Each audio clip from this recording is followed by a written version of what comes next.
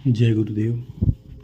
अनंत कोटि ब्रह्मांड नायक सदगुरुदेव के चरणों में कोटि कोटि वंदन, कोटि कोटि प्रणाम। सभी को हर हर महादेव, शंभू शंकर, जय बाबा की। और आज थोड़ा समय है तो मैं कुछ बातें आपसे फिर कहूँगा कुछ। देखिए, एक चीज़ मैंने अनुभव की, इधर उधर घूमते, सब जगह घूमते, एक संसार है, हमारा परिवार है, जीवन है, तो दुख तकलीफ समस्याएं इंसान को कुछ, हमें हर जगह यही लगने लगता है कि ये हमारी बाधा का कारण है, हमें भक्ति में आगे नहीं बढ़ने देती, हमें कोई कार्य में सफल होने नहीं देती। कभी कभी हम अपन परिवार को कमज़ोरी सी महसूस करने लगते हैं कि हाँ, अगर परिवार थोड़ी सी जिम्मेदारी हम पे नहीं डालता या उनकी दुख तकलीफ़ें हमें नहीं होती तो हम काफ़ी आगे बढ़ सकते हैं हर क्षेत्र में, चाहे वो आध्यात्मिक हो या एक सामान्य जीवन भी हो। तो उसमें भी हम लगता है कि जिम्मेदारी अगर कम हो तो इंसान थोड़ा आगे सोचे। कम से कम कभी कभी क्या होता है कि परिवार की थोड़ी बहुत समस्याओं की वजह से हम आगे बढ़ नहीं पाते। हमें ये अनुभव होता है कि अगर मान लीजिए कि थोड़ी हमें मानसिक परेशानी नहीं होती परिवार की वजह से, बच्चों की वजह से, पत्नी की वजह से, माता पिता की वजह से, तो हम दिमाग को या अपने पूरे शरीर को, शरीर की ऊर्जा है उसको पूरा आगे की और अग्रसर या जीवन में सफल होने की तरफ लगा सकते हैं। ऐसा लगता है, संसार है, बिल्कुल लगेगा। और हम कभी कभी पथ भटक भी जाते हैं, हम कभी हमें असरदा सी पैदा होती है, हमें भी कभी कभी नास्तिकता का भाव हमारे अंदर आता है कि हम इतने भगवान को पूजते हैं, इतनी भगवान की करते हैं, तो हमारे साथ ऐसा क्यों हो रहा है, हमें क्यों होता है। और असरदा से क्या, हमें गलत रास्ते चले जाते हैं। ईश्वर का साथ तो छूटता ही है और गलत रास्ते चले जाते हैं, तो वहाँ हमें बहुत सी जगह बरगलाती है। अभी कुछ दिनों पहले मैंने, काफ़ी दिनों में, अभी मान लीजिए कि पिछले दिनों में मैंने बहुत फ़ोन को बहुत चलाया, जो मीडिया है इस फ़ोन के, इसको बहुत देखा। इसको अपनी जगह इतना मैंने कभी नहीं देखा जितना इसको एक आप बोलते लगातार देखा। इसका कारण देखा मैंने, क्या क्या है अभी जो लोग परोसते हैं एक इंसान को, तो यह लगा कि ये बाकी तो अश्लीलता है वो तो चलती है इसके अंदर, कुछ अच्छी चीज़ें देखो। ये तो वही बात हुई कि अच्छी, आज हम लोग जुड़े हैं तो ये एक अच्छा कनेक्शन है। वैसे ही दुनिया में सब कुछ है इसके अंदर, ये मैंने अनुभव किया, इसमें सब कुछ दिखता है, जो देखना चाहो आप देख सकते हो आपकी मति के अनुसार। तो इसका कोई दोष नहीं है, ना संसार में कोई मीडिया का दोष है। वो तो हर चीज़ की एक उपलब्धता होती है कि इंसान किसी की कोई भी जो वस्तु है या कोई भी जो साधन है उसको कैसे प्रयोग करता है, ये उसकी मति के अनुसार कार्य करता है। देखो, बहुत अच्छी अच्छी बातें कहने से पहले मैं आपको ये कहूँगा कि एक ये जो अभी बहुत दिन नहीं हुए, एक अच्छे ज्ञानी जन ही मुझसे थोड़ा हमारी टकराव बात हुई अच्छी सी। कोई, हम कहीं मंदिर पूजा करने गए थे हम लोग, तो मैंने उनसे बात की, तो ऐसी बात का पता चला। तो उन्होंने कहा, भाई, मैंने कहा महाराज इतना धर्म तो बढ़ रहा है। मेरा निजी पर्सन बात करते ऐसे, देखो कभी कभी ज्ञान की बात होती है, दो जने बात करते हैं। उनका बहुत अच्छा उत्तर था, मैं ये आपको आज बहुत अच्छे से बता दूंगा छोटी सी बात को। तो उन्होंने कहा, देखिए, पूजा पाठ दुनिया करती है और भगवान का भी करती है मान लीजिए, तो लोगों में असरदा इसलिए बढ़ जाती है क्योंकि सच्ची चीज़ें कभी कभी क्या आती है कि थोड़ा विलम्ब कर देती है, और इंसान हम जो है विलम्ब सहन करते नहीं हैं। तो मैंने हंस के कहा, देखो इसका उत्तर मुझे पता था, तो भी मैंने कहा था कि महाराज अभी ऐसी कोई बात नहीं है, अभी तो बहुत बड़ा धर्म का बहुत गुणगान हो रहा है पूरे देश के अंदर, बहुत बड़ा धर्म ऐसा लोग करते हैं, तो कहाँ कमी है। अगर संतों को ढूंढोगे, भक्तों को ढूंढोगे, तो आपको लगेगा एक मंदिर था वहाँ 1000 मंदिर हो गए हैं, एक पुजारी था वहाँ 5000 पुजारी हो गए हैं, जहाँ एक कथा करता था उसको वहाँ 50,000 कथा करने लगे हैं, और जहाँ कुछ गिने चुने संत या जो फ़कीर थे विरक्त, वो भी करोड़ों हो गए हैं। जहाँ अघोरी नग्न साधु, ये भी बहुत ज़्यादा बढ़ गया है। और मैंने फ़ोन चला के अनुभव किया है कि लोग को किसी गुरु की आवश्यकता नहीं, किसी के पथ प्रदर्शक की आवश्यकता भी नहीं है लोगों को। क्योंकि हर चीज़ फ़ोन में मिल जाती है, तो लोग क्यों जाए कहीं पर और क्यों अपना समय व्यर्थ करें। तो उन्होंने कहा कि देखो कलयुग है, तो आप ये तो काम ना करिए मत कि इसमें आपको एक सत्युग दिखेगा कि आपको राम राज्य दिखेगा, ऐसा उनका हमारी निजी जो बातें थी वो मैं थोड़ी सी आपको बता रहा हूँ। तो उन्होंने कहा कि ये जब जो दिखावा है जो चीज़ों का, तो वास्तविकता इसके अंदर ढक जाती है, क्योंकि सच्ची चीज़ को देखना सुनना लोग पसंद करते नहीं हैं। आज ये कोई अश्लीलता भरी बात हो तो मैंने बीच बीच में कहा, मैंने कहा हाँ सही है कि आप मान लीजिए कि लोग थोड़े से अगर अपने नियम से या थोड़ी सी अपनी जल्दबाजी की वजह से भगवान के मार्ग को छोड़ के गलत रास्ते पकड़ जाते हैं। तो मैंने खुद दिन देखा कि मैंने कहा ना फ़ोन चलाया था मैंने, तो देखा था कि लोगों ने लिख रखा है फ़ोन पे कि प्रेत को किस प्रकार सिद्ध करते हैं, भूतनी या भूत को किस तरह बुलाते हैं, चुड़ैलों को किस तरह बुलाते हैं, जिन जिन्नात, ये पता नहीं मैंने इस बार देखा सारा कि इतना, और फलान देवता का ये मंत्र ले लो, ये साबर मंत्र ले लो, ये ऐसा कर लो, ये टोना है, ये टोटका है, ऐसा कर करके और करता है। दुनिया उसको करती है, करने के बगैर वो आगे नहीं बढ़ती चीज़। देखो जो आज अगर कोई फिल्म बनी है और उसमें अश्लीलता परोसी जा रही है तो उसको दोष नहीं दे सकते आप जिसने बनाया है। आपको ये अनुभव नहीं है कि जिसने करोड़ों रुपए लगाए हैं, जो फिल्म बनाई है, उसने लोगों की मानसिकताओं को पकड़ लिया है। आप समझे मेरी बात कि वो क्यों लगाएगा लाखों रुपए? वो इसलिए लगाएगा, उसे पता है कि दुनिया क्या देखना चाहती है। दुनिया क्या देखना चाहती है वही तो दिखाएगा, क्योंकि उसने करोड़ों रुपए लगाए हैं और हम ऐसा देखना नहीं चाहते। वैसे ही यहाँ के सच्ची चीज़ या सच्चे ज्ञान को दुनिया लेना नहीं चाहती। वो कुछ चाहती है कि उसको जो पसंद है वो चीज़ें अगर जो चीज़ बढ़ रही है यानी दुनिया को वो पसंद है, इसीलिए वो बढ़ रही है, और ये कलयुग का प्रभाव है। तो उन्होंने कहा, ये बात मुझे बहुत अच्छी लगी। उन्होंने कहा कि ये कलयुग ही है, बहुत मतलब आगे बढ़ रहा है, जो ये सत्युग नहीं बढ़ रहा है, ये कोई ना राज्य बढ़ रहा है, ना कोई भगवान का नाम बढ़ रहा है, ऐसा कुछ दिखावा बढ़ रहा है। तो मैंने कहा इसका पता कैसे हो भाई सामान्य इंसान को? तो कहा देखो जो सच्चा है वो जान जाता है कि क्या चीज़ें हैं, और अन्यथा मेरा निजी मत कहूँ, उनका मत। तो पुजारी थे मंदिर की, अच्छी बात कही थी। तो उन्होंने कहा कि मेरा निजी मत है, देखो धर्म बढ़ता है तो क्या बढ़ता है, धर्म का आधार बताइए गौ माता, अच्छी बात। तो उन्होंने कहा कितनी गौ माताएं बढ़ी, अब देखो पता कैसे चलता है कि एक जब कलयुग आया था तो एक गाय को पीट रहा था, तो देखिए कि उस वक्त एक गाय की पीड़ा सहन नहीं हुई किसको, परीक्षित जी को, और उन्होंने विरोध कर दिया और कलयुग को मारने दौड़े। वैसे तो आज सोचिए कितनी गौ माताएं कटती है। ये जितनी गौ माताएं बची है उतना धर्म बचा है, उनका जो उत्तर है मैं बताता हूँ। और जितनी गंगा की शुद्धता बची है उतना धर्म बचा है, जितनी लोगों में सच्चाई बची है उतना धर्म बचा है, जितनी भगवान के प्रति आस्था बची है उतना धर्म बचा है। तो सही बताऊँ, ये चारों चीज़ें उनका कहने का अर्थ है, ये चारों चीज़ें कम हो रही है। कम हो रही है मतलब क्या होता है कि अब गलत चीज़ें बढ़ रही है, अच्छी चीज़ नहीं बढ़ेगी, बढ़ना संभव ही नहीं है। 11 के बजे 12 ही बजने वाले हैं। ये तो कोई हम सजग होकर कोई पथ को पकड़ लें और किसी पथ पे अडिग रहें तो वो बात अलग है, अन्यथा संभव नहीं है कि ऐसे रास्तों से निकले, क्योंकि इंसान की मति ऐसी है, लोग तुरंत चाहते हैं कुछ ना कुछ हो जाए।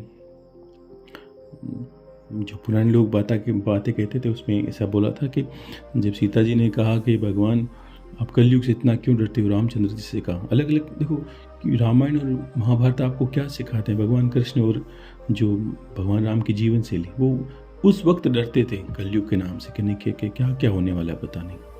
तो भगवान राम ने कहा जब 33 की जगह 36 करोड़ देवी देवता हो जाए, करोड़ का मतलब आप अपनी तरफ लगा लीजिए, अपनी तरह से लगा लीजिए कि जितने देवी देवता हैं उनसे ज़्यादा देवी देवता बढ़ गए हैं, तो वास्तविकता क्या होगी कि मूल देवी देवताओं से भटक जाते हैं। ये हमारा बहुत बड़ा गंभीर विषय, ध्यान रखना।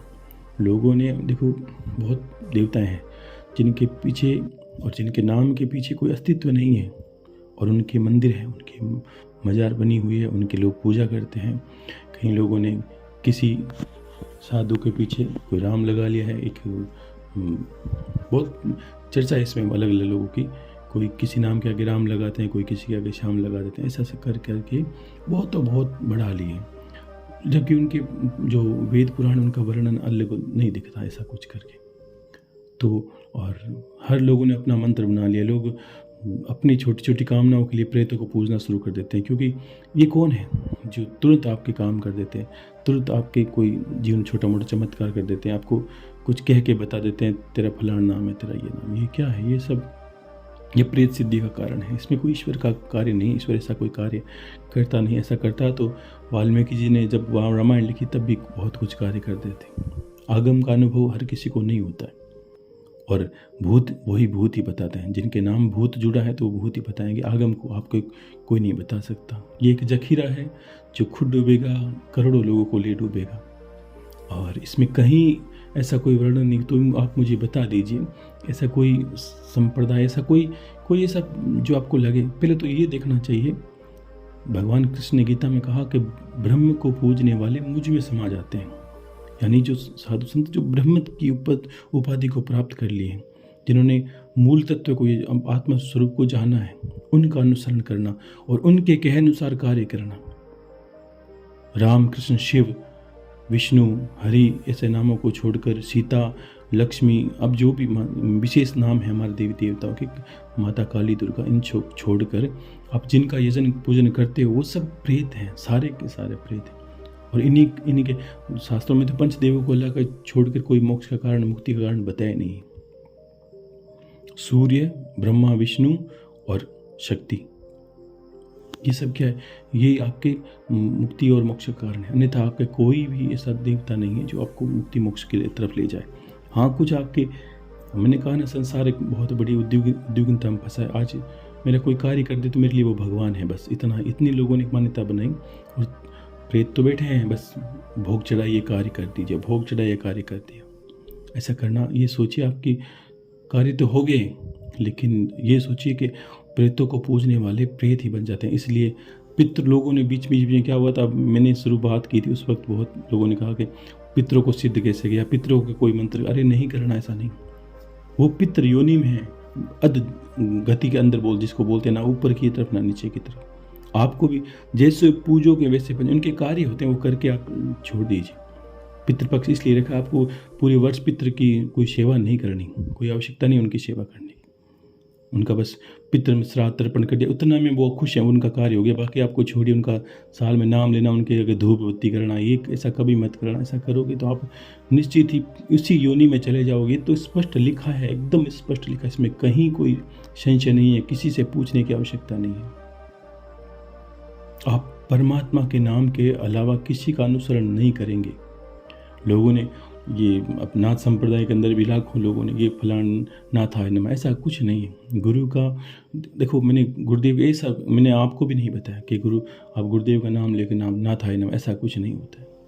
उनको प्रणाम है, उनके नाम को, वो पथ प्रदर्शक होते हैं, गुरु वही होते हैं। उनको खुद को दुख होने लगता है अगर ऐसा कुछ करते हैं लोगों ने ये फलाना था नमः, फलाना था, ऐसा कुछ नहीं है। सीधा नाम है। गुरु एक मंत्र देता है, और गुरु तक हमारी ऊर्जा कैसे पहुँचे या गुरु तक हमारी बात कैसे पहुँचे, इसलिए ओम गुम गुरु भ्योई नमः शास्त्रोक्त मंत्र है। गुम बीज मंत्र है, गुरु भ्योई गुरु को प्रणाम है, जिन गुरु को आपने धारण किया। इसलिए वो मैंने कहा कि इसके अलावा आपने भी जिसको गुरु माना है उसके सामने भी ये मंत्र करोगे आप, ओम गुम गुरु भ्योई नमः, तो आपकी बात उन तक पहुँचेगी, आपका कनेक्शन उनसे बनेगा।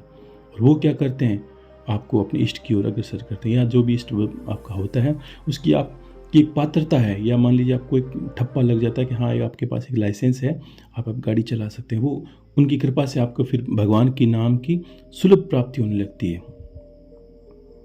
ऐसे करके आपको भक्ति करनी होती है।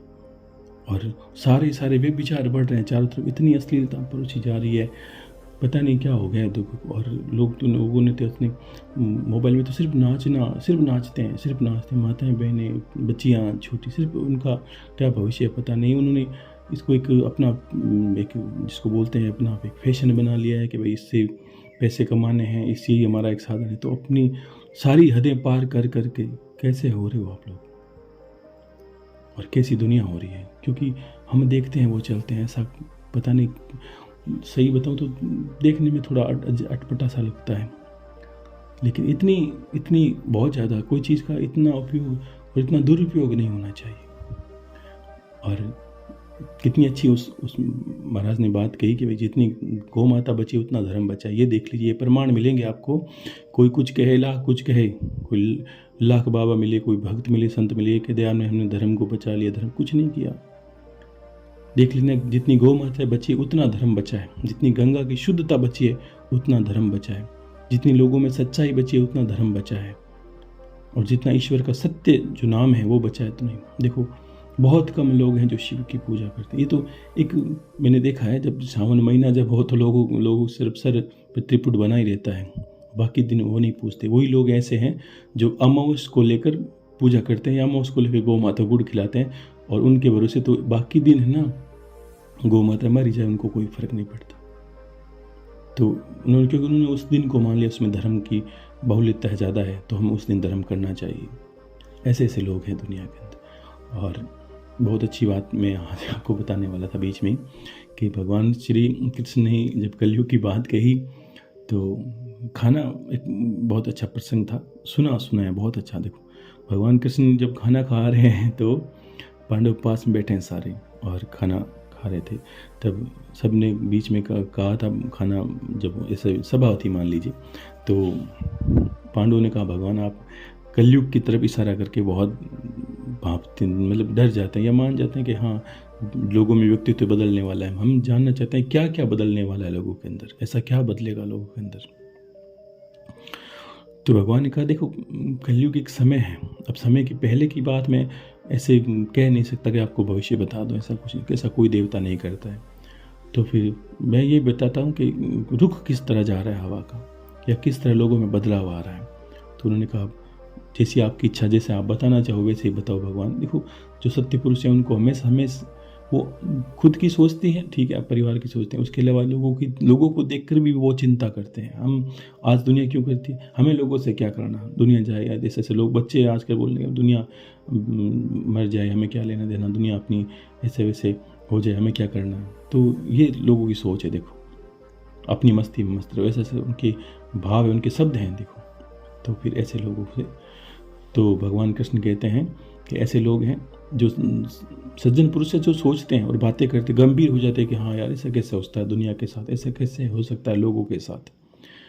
और तो भगवान का ये एक समय है जो मैं ये बदलाव को दिखा सकता हूँ कि बदलाव क्या है, ये मैं बोल के नहीं बता सकता। तो उन्होंने कहा जैसी आपकी इच्छा, जैसा आप बताना चाहो। तो भगवान ने कहा कि कल प्रातःकाल आप पांचों आप अलग अलग दिशा में जाएंगे, और मुझे ये बताना दिन भर में आप क्या देखते हो, शाम को बता देना, तो आपको पता चल जाएगा जो भी विचित्रता होगी। तो ठीक है। तो युधिष्ठिर, भीम, अर्जुन, नकुल, सहदेव पांचों अलग अलग दिशाओं में गए, और संध्या को समय जब भगवान बैठे थे तब वापस आए, और पांचों के मुख पर एक गंभीरता थी अजीबोगरीब।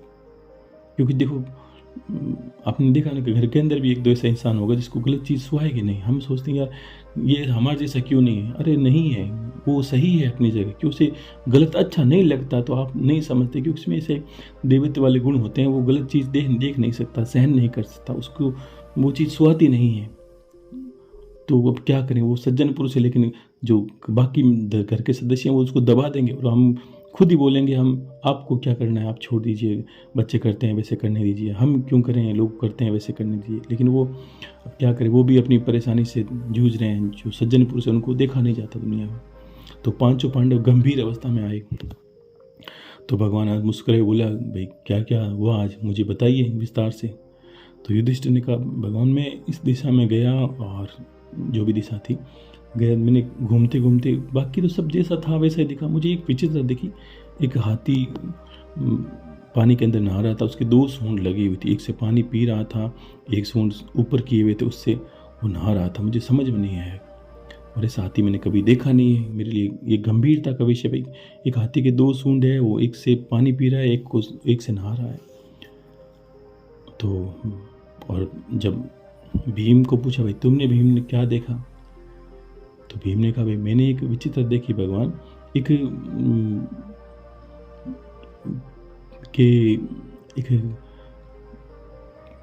माँ है कोई जीव की, जैसे मान लो कोई कोई गौ माता ही मान लीजिए, गौ माता जैसी कोई जीव है, पशु है, और वो अपने बच्चे को इतना चाट रही है, चाटते चाटते उसके शरीर से लहू आने लगता है, लेकिन वो चाटना बंद नहीं करती गौ माता।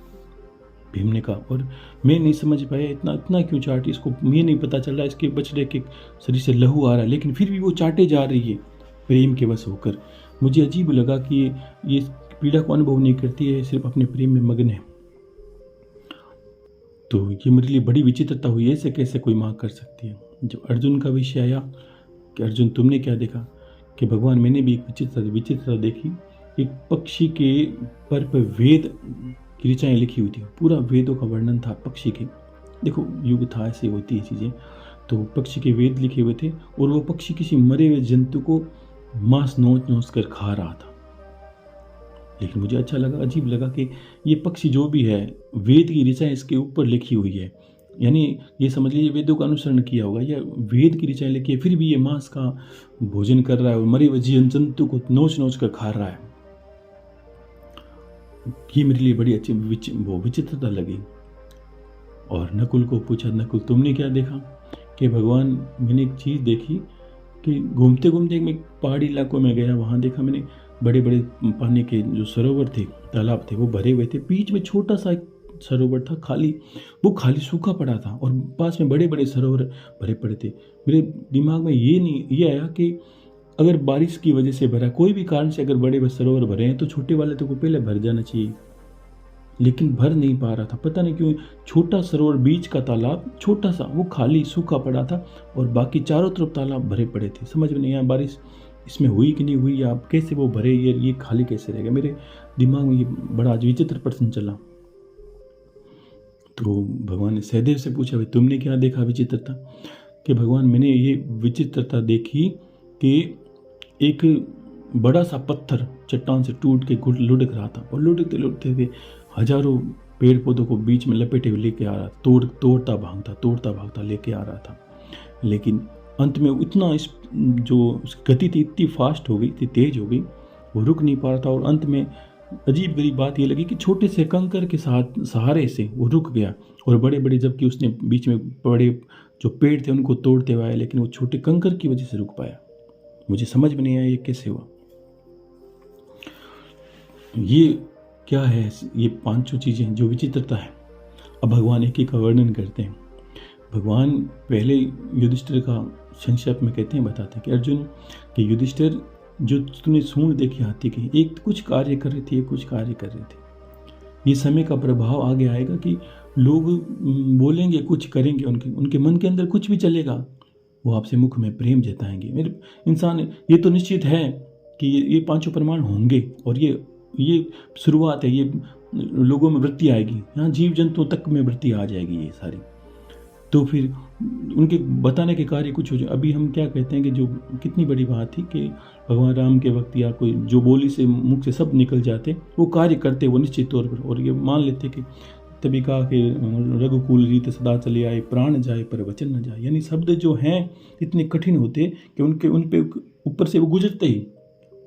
कई ने जब भगवान जो दशरथ जी थे उनको यही तो बोला था, वरदान दिया था कि आप मुझे अपनी इच्छा से वरदान देंगे, तो उन्होंने कहा ठीक है मांगिए। तो उन्होंने कहा ठीक है, आप भगवान जो राम है उनको 14 वर्ष वनवास दे दीजिए।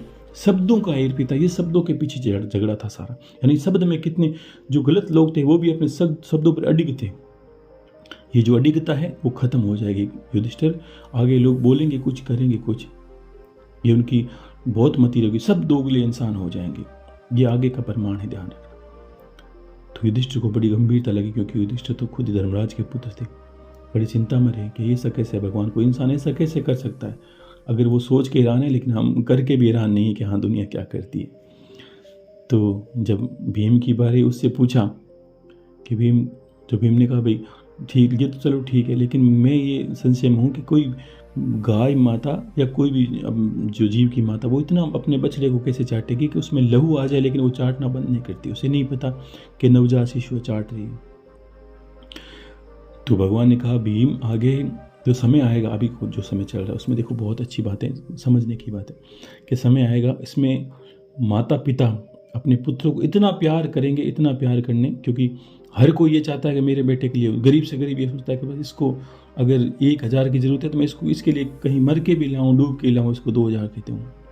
पूर्ति करनी अच्छी बात है, लेकिन भगवान क्या कहते हैं सुनिए। भगवान कहते हैं कि वो उनके प्यार में इतने अंधे हो जाएंगे कि वो तो सोचते हैं उनसे प्यार करता हूँ, जबकि वो उनकी जो वास्तविकता का जो विकास है उसको ख़त्म कर देंगे। उसे नहीं पता होगा कि ये इसको जड़ों से मिटा रहे हैं। यहाँ दुनिया में एक चलन है कि संपत्ति इकट्ठी करते हैं कि संतान के लिए इतनी कर दो कि संतान को कमाना ना पड़े। तो आप नहीं सोचते, आप उसी गौ माता की भांति चाट रहे हैं जिसको खून आ जाए, लेकिन ये परवाह नहीं कि मेरे बेटे को आपका चाटना उसके लिए बहुत भारी पड़ जाएगा।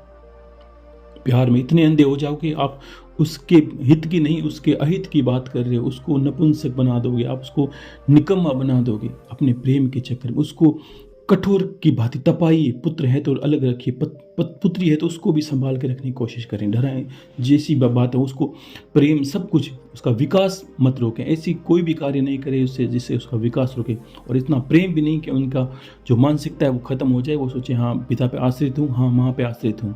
ऐसा ना करें। ये भगवान ने इच्छा वर्णन दिया। इतने वो अंधे हो जाएंगे प्यार के अंदर, और किसी के पास पैसे हो गए तो हम यही सोचते हैं लोग कि हाँ इसके पास पैसे, ये तो अमीर बाप की औलाद है, इसको तो बस कोई चिंता नहीं है।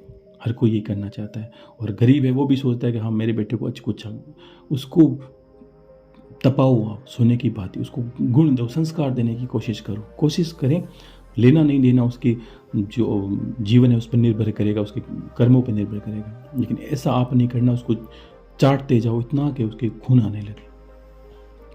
तो ये कितनी विचित्र बात है, और ये आज होता है। मैं देखता हूँ लोग बच्चों को इस तरह चाटते हैं, दुलारते हैं। और भगवान जब कृष्ण ने अर्जुन से बात की, अर्जुन ने कहा भाई मैंने भगवान जी बात देखी कि जो पक्षी उसके परों पर जो वेद लिखे थे वो भी पक्षी मरे हुए जीव को नोच रहा था। तो भगवान ने इसका अनुसरण ये भी कलयुग के अंदर किया कि देखो अर्जुन कि आगे जो समय आएगा उसमें इंसान के दिखने में ऐसे लगेगा इसमें हाथ में वेद हैं, इसमें ये ऋचाएँ पड़ी है, उसके आभूषण, उसके वस्त्र, उसके अलंकार देखने से ऐसा पता चलेगा वो बहुत बड़ा ज्ञानी प्रकांड है, वेदों को ढो रहा है, उसके सिरहाने पर पुराण रखे हैं पूरे। लेकिन उसका जब अनुसरण देखोगे तुम, तब आपको ऐसा पता चलेगा कि जो वेद हैं उसके किसी कार्य के नहीं है, वो सिर्फ मांस को नोच के खाने वाला है। आगे आने वाली लोग या महापुरुष ऐसे होंगे जो लोगों की संपत्ति पर अधीन रहेंगे, उसको खाएंगे नोच कर, हाथों में वेद दिखा करके मेरे हाथों में वेद है, अब मैं तुम्हारी संपत्ति को नोच रहा हूँ। जो अभी दिख रहे हैं आपको, जो भी समय ऐसा होता है, इस समय भगवान वर्णन कर दिया। वो उसकी चीज़ों को नोच के खाएंगे, गरीबों को खाएंगे, परेशान लोगों को खाएंगे, बस ये दिखा के कि देखो मेरे हाथों में वेद है, अब आप मेरे आश्रित हो और मैं बताऊँ वैसा आपको कार्य करना है। ऐसे लोग दिखने में वेद लगेगा जैसे पक्षी के परों पे वेद है, लेकिन उसका आचरण क्या है कि वो मांस को नोच के खा रहा है। तो अर्जुन भी डरा, कैसे भगवान, जो भगवान का अनुसरण करना है वो भी ऐसे कैसे कर सकता है, भगवान का कर सकता नहीं, करेगा, ये तो अभी शुरुआत है। और फिर नकुल का प्रश्न आया, तो नकुल ने कहा भाई भगवान मेरा प्रश्न तो अजीब गरीब है कि सारे सरोवर भरे पड़े हैं, बीच का तालाब क्यों खा रहे हैं। तो भगवान ने कहा अर्जुन देखो बड़े सरोवर हैं, समय ऐसा आएगा जैसे चारों तरफ आप देखोगे कि जिस मोहल्लों में संपत्तिवान इंसान मिलेंगे ना, चारों तरफ बड़े, उनके बीच में अगर एक भी गरीब होगा वो और गरीब होता जाएगा। उसके पास कोई, उनको पता है वो संपत्तिवान इंसान अगर 1-1 रुपया उसको देंगे तो वो करोड़पति बन जाएगा या अपनी ज़रूरत की चीज़ें कर लेगा। लेकिन वो नहीं करेंगे, वो सूख जाएगा, मर जाएगा। इसी को कहते हैं हम हमारी अपनी भाषा में कहते हैं गरीब और गरीब क्यों होता जा रहा है। क्यों कि जो अमीरों ने हैं, जो पैसे वालों ने अपना दायित्व नहीं निभाया।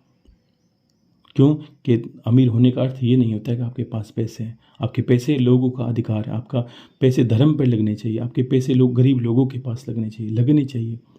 क्योंकि आपके तो ये भी है ही नहीं, आपने ठीक है कैसे अनुसरण करके आपने अर्जित कर लिए, लेकिन रहेंगे आपके पास भी नहीं, पहले थे नहीं तो रहेंगे भी नहीं। लेकिन इसके जो भौतिक कार्य हैं वो आपको करने चाहिए, तो वैसे करेंगे नहीं, ध्यान रखना। लोग भगवान कहते हैं कि इसलिए कि बड़े बड़े सरोवरों के बीच में एक छोटा सा तालाब खाली पड़ा है। क्यों? इतने लोगों से हो जाएंगे, जबकि इतने बड़े सरोवर तो 1-1 लोटा भी अगर उसमें डालें तो वो भर जाएगा, उसमें कोई कमी नहीं आएगी, वो भर जाएगा। लेकिन ऐसा करेंगे नहीं लोग, ये इसका प्रमाण है। तो अब सहदेव की बारी आई कि उसने कहा भगवान मैंने जो विचित्रता देखी उसका क्या कारण है। कि मैंने देखा एक पहाड़ चट्टान की जो पत्थर टूटा चट्टान से वो लुढ़कता आ रहा है, पेड़ों को साथ में लेके तोड़ते आ रहा है, लेकिन एक छोटे से कण से रुक गया। तो भगवान इसका वर्णन किया कि अर्जुन सहदेव ये जो बड़ा है ये क्या है, एक विकार है, शरीर से टूटा कोई विकार है, सब चीज़ों को लेकर ये विकार क्या होगा, आप इतना अंधा कर देगा। आप देखा बहुत लोग मान लीजिए पैसा कमाते हैं, संपत्ति अर्जित करते हैं, हाँ देखो उन्होंने मेहनत की होगी, दिमाग लगाया, कहीं 2 नंबर करो चाहे 1 नंबर, कैसा भी करके किया, अपनी मेहनत तो लगाई, लगाने के बाद लेकिन फिर भी वो अनुसरण जो कर रहे हैं, वो उनके जो स्वभाव हैं, जो शराबी हैं, जो भी गलत लत के इंसान हैं, उसके शरीर के विकार इतने बढ़ जाएंगे, वो किसी चीज़ से नहीं, जैसे कोई चट्टान टूटती है उससे कोई रोक नहीं पाएगा उनके विकारों को, और वो विकार बढ़ते जाएंगे। जैसे चट्टान टूटती है तब उसकी गति और नीचे लुढ़कते लुढ़कते उसकी गति और बढ़ती जाती है, वैसे ही उसके विकार बढ़ते जाएंगे। लेकिन अगर एक राम नाम, एक हरि नाम, एक भगवान या गुरु के नाम का या गुरु के दिए हुए मंत्र का एक छोटे से कण अगर उसके रास्ते में आ गया, यानी उसके अगर ऐसे विकारों वाले इंसान के जीवन में अगर गुरु टकरा गया या ईश्वर के नाम को देने वाला कोई एक मिल गया, तो उसकी बड़ी से बड़ी चट्टान को रोक देगा, यानी उसके विकारों को वो रोक देगा, चाहे उसकी गति कितनी भी बड़ी हो। इसलिए हरि नाम, परमात्मा का नाम बहुत बड़ा है। लेकिन कलयुग में इस नाम का सहारा लेना पड़ता है, नहीं लेंगे तो उस चट्टान की भांति हमारी जो कुसंगत है या हमारे गलत विचार हैं या हमारी गलत धारणा है, उनका इतना प्रकोप या उतना तेज बढ़ता जाएगा कि हम कामी है तो और कामी होते जाएंगे, हम लोभी है तो और लोभी होते जाएंगे, हम अगर ईर्ष्यावादी है तो और ईर्ष्या करने लगेंगे लोगों, हम हर विकार हमारा उस चट्टान की भांति आगे जैसे जैसे समय बीतता है, आज के बाद कल, कल के बाद परसों, वैसे बढ़ता जाएगा, लोभ लालच सब बढ़ता जाएगा। लेकिन अगर हमने गुरु की शरण लेकर ये परमात्मा के नाम को अपने जीवन में उतार लिया तो ये हमें स्थिर कर देगा, और उस चीज जितने जो विकार हैं उनके सब विकारों को एक चट्टान की भांति रोक देगा। छोटे से कण ईश्वर का नाम। और छोटा सा कण क्यों बताया, कबीरदास ने कहा भाई ढूंढत ढूंढत जग भया, क्यों कि अब ढूंढत ढूंढत जुग भया तिल के ओटे राम, यानी कि अगर मैंने ईश्वर के नाम को ढूंढना शुरू किया, छोटा सा नाम ही तो है, लेकिन हम इसका अनुसरण नहीं कर पाते, हम गलत रास्तों में, गलत चीज़ों में, गलत ऐसे मंत्रों में, गलत क्रियाओं में फ़ोन को उठाकर, मैंने देखा लोग, हाँ कितनी विचित्र बात है, मेरे लिए तो अजीब लगा मुझे, चुड़ैल साधक अब चुड़ैल से क्या काम करवाओगे आप, प्रेतों से क्या काम कराओगे। और ऐसी है जगह जगह, कोई मंदिर बनाया, कोई मजार बनाया, कोई झाड़ा लगा रहा है, कोई ऐसा कर रहा है, हाँ करते हैं, उनके कार्य होते हैं, ये गलत बात नहीं है, लेकिन वो कार्य इसलिए करते हैं कि आप प्रसाद चढ़ाओ, मैं आपके कार्य करूँगा, वो प्रेत हैं और वो आपको उसी योनि में ले जाएंगे, चाहे अपने पितरों से भी कोई कार्य करवा लें, आपको ले जाएंगे। भगवान कृष्ण गीता में, गीता सभी को पढ़ने का कहा था मैंने, देखिए उसमें लिखा है कि अर्जुन जैसे जैसे लोगों को वो पूजेगा, मुझे छोड़, मुझ परमात्मा, और मुझ परमात्मा कौन, पंचदेव भगवान विशेष विषय वर्णन किया, उनको छोड़कर किसी का अनुसरण करते हो आप, कोई मंदिर पे मत्था टेकते हो, वो आप वो सब उसी योनि में ले जाएंगे। अगर कोई प्रेत आपका कार्य करता है तो मरने के बाद वो इंतज़ार करेगा, आप बस मैंने आपका कार्य किया, आप आ जाओ मेरी अपनी योनि में, और फिर पीछे बच्चों को बोलते रहना कि मेरे तर्पण नहीं किया, मेरे पितृ नहीं किया, ये मेरे पितरांजलि नहीं की, ये करते रहोगे आप, ऐसा नहीं करना आपको। भगवान को छोड़ कर किसी का अनुसरण नहीं। हाँ छोटे छोटे कार्य निभाइए, दया करनी है दया करिए, धर्म करनी है धर्म करिए, पितृ तर्पण करिए, श्राद्ध करिए, करना है, इंसान को करना चाहिए, करनी चाहिए, लेकिन ये मन में एक ठोस विश्वास रखें कि ईश्वर के नाम के अलावा मुझे किसी का अनुसरण नहीं करना है, गुरु के बताए हुए मार्ग को छोड़कर मुझे किसी मार्ग का अनुसरण नहीं करना है। तो ऐसे ही आपको गुरु और ऐसे ही आपको भगवान का नाम का अनुसरण करना है। गुरु पथ प्रदर्शक है, इसलिए गुरु को बड़ा कहा है कि गुरु आपको भटकने नहीं दे, वो चाहेगा आप उस रास्ते जाओ तो उसी रास्ते जाओ, वो आपको बैठा रहेगा। मान लीजिए मैं कोई चौराहे पे बैठा हूँ तो मैं आपको, आप उलझ गए इधर जाना इधर जाना, मैंने कहा नहीं बस मैं तो चौराहे पे हूँ, मैं आपको इशारा करूँगा उस बोर्ड की बात है कि नहीं आपको उधर जाना है, बस चलते रहो, ईश्वर सामने ही है। वही तो गुरु को बड़ा कहा, क्योंकि गुरु के बिना गंतव्य बताएगा कौन, गंतव्य ईश्वर है, लेकिन पथ प्रदर्शक बहुत बड़ा होता है, तो इसलिए गुरु को परमात्मा ने भी बहुत बड़ा नाम दिया है। ठीक है, तो खुश रहिए और गलत चीज़ों से बचते रहिए। देखो बहुत चीज़ें, अश्लीलता होगी, गंदगी होगी, बहुत आपके सामने आएगी, क्योंकि समय बढ़ रहा है। वो ये बात याद रखिए, उस महाराज की कितनी अच्छी बात कही थी कि अगर कोई कहे धर्म बढ़ रहा है, सनातन बढ़ रहा है, ये कुछ नहीं बढ़ रहा है। गौ माता को देखिए, गंगा को देखिए, सच्चाई के देखिए लोगों के अंदर कितनी सच्चाई है। समय को देखिए किस तरह बदल रहा है, गर्मी गर्मी नहीं रही, सर्दी सर्दी नहीं रही, मौसम कब आना है कब जाना है, सब कुछ उलट पुलट हो रहा है। आप देखिए तो कुछ सच्चाई नहीं बढ़ रही। तो ये समझ लीजिए कि कुछ अच्छा भी नहीं बढ़ रहा है, सब कुछ जो बढ़ रहा है आपके सामने चारों तरफ वो गलत ही गलत है। खुश रहिए। हर हर महादेव, सबका कल्याण हो।